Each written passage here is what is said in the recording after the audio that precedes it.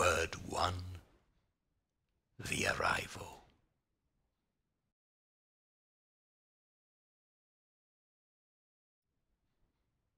Through the interwoven shadows crept an evanescent gleam, mingled still with night, and it was my mind's own dawning of the light.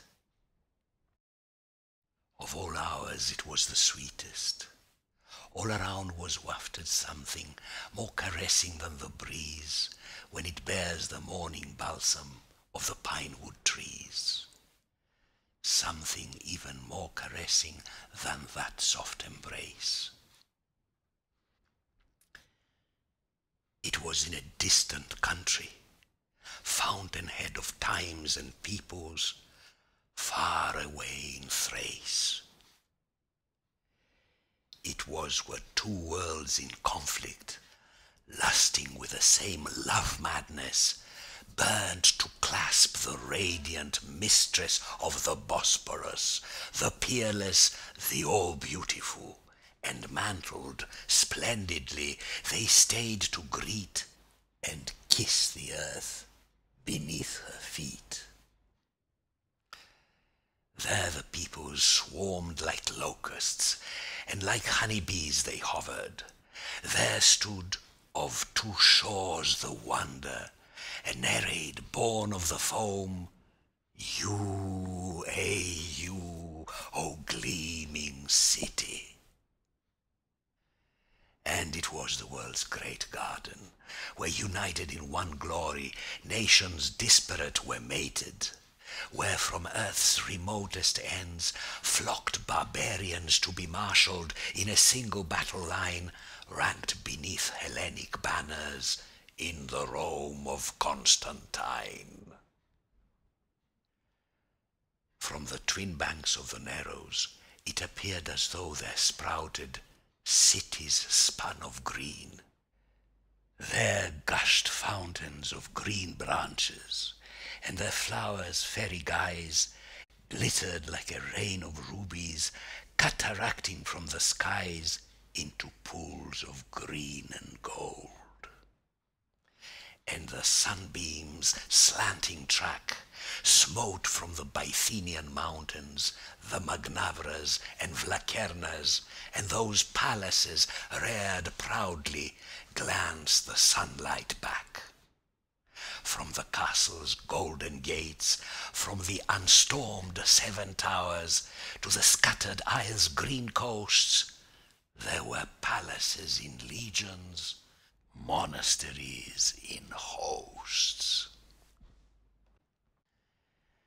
Then it was as though were woven, interwoven and unwoven, sorceries of some enchantress over all those domes and steeples. And, O soul, you joyed apart in the gleam of soaring crosses, and you fretted, O my heart, in the gloom of cypresses. Sown and scattered in white harbours, warships turreted and tall, flaunting high your prow's bronze lions, rocking to the sea's soft breath. Are you dreaming of past glories, or of death? They were not conquering armies by warlike Caesars led beneath the golden wings of eagles overhead, nor were they spent crusaders or horsemen riding blind who had been hustled there by storm and driving wind, nor were they emir lords trailing behind them Arab or Turkish hordes. They were not havoc-bringing, blonde, raiding Viking crews, descending in their fleets from northern bergs and flows and Tauro-Scythian snows. To timid, trembling beaches they were not brought in fleets of ships with dragon prows. No, they were travellers from afar, who endlessly, day after day, for countless years had wandered. wayfarers who had lost their way, and with their way had lost, by slow degrees, all purpose, by slow degrees, all scope, and after these, all memory, and at the last, all hope. Wanderers who behind them had no home or homeland, no familiar stead, and none ahead. On their reed pipes they were sighing unrevealed despairs and sorrows. Sounds ascended, strident, wounding, sounds discordant, blaring, pounding from tambourines and horns and oboes. Where slowly rolled the caravans along the long white ways, the winging dust rose up in swirls to blur with a fine haze the purple outline of the hills, while creaked the lumbering caravans. Sometimes a brief rebound, a movement as of startled deer, would fill the valley with its sound, and then it seemed as though the virgin silence had by a snarling curse been violated, or laughter in a sudden gust pulsated, a burst of joy, of rage a yell, you could not tell. Behind the thickets and the brambles, in secret places, desires and passions mated lustfully with fierce embraces. Others, urged on by their thirst, by a thirst which had transformed them into lean, unsated spectres, stood upon the river bank, as though rooted there, and drank their fill with hollowed hands, or full length upon the sands, lapping up the water's flow.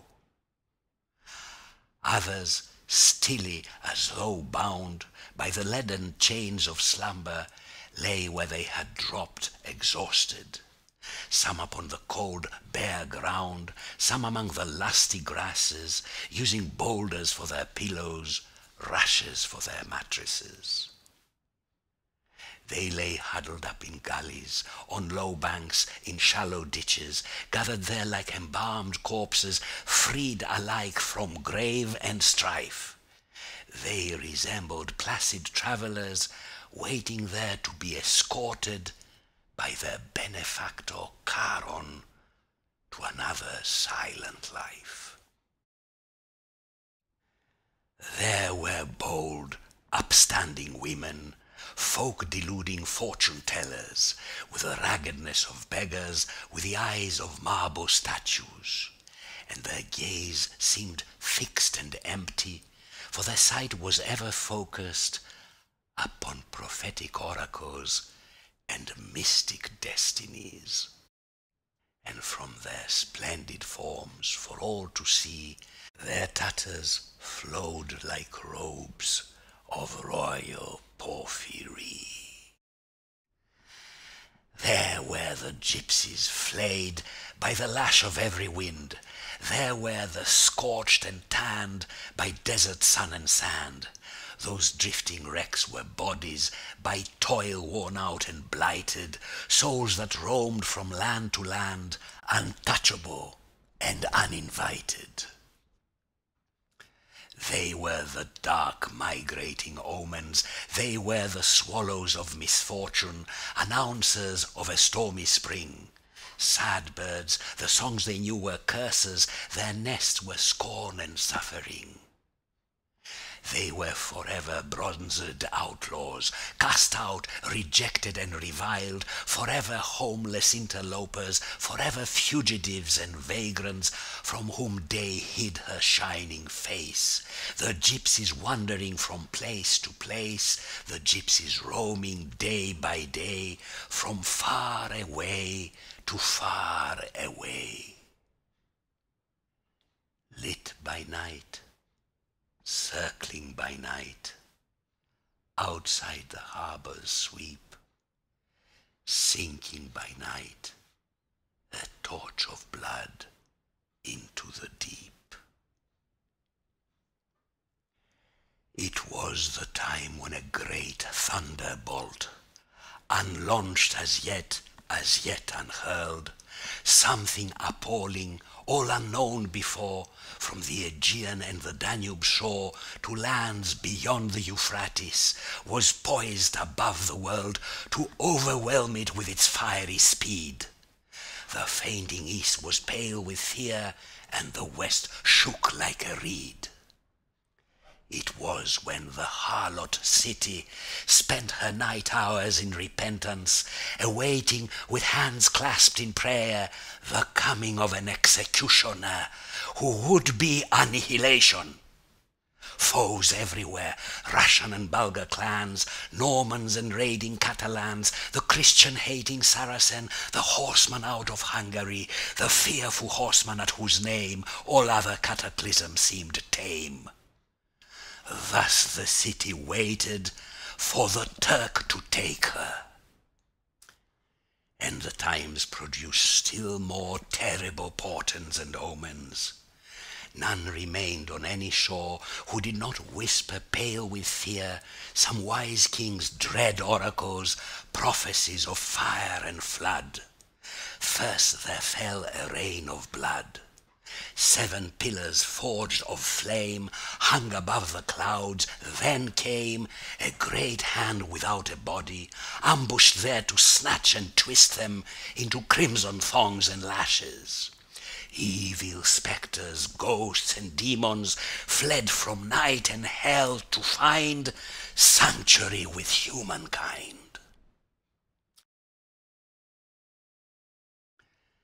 And I, harried by the tempest of the world's turmoil and stress, knowing not who was my father, knowing not who was my mother, and a slave to no caress, towered like a branch, the topmost, of an unpruned, of an ageless, of a barren shady tree.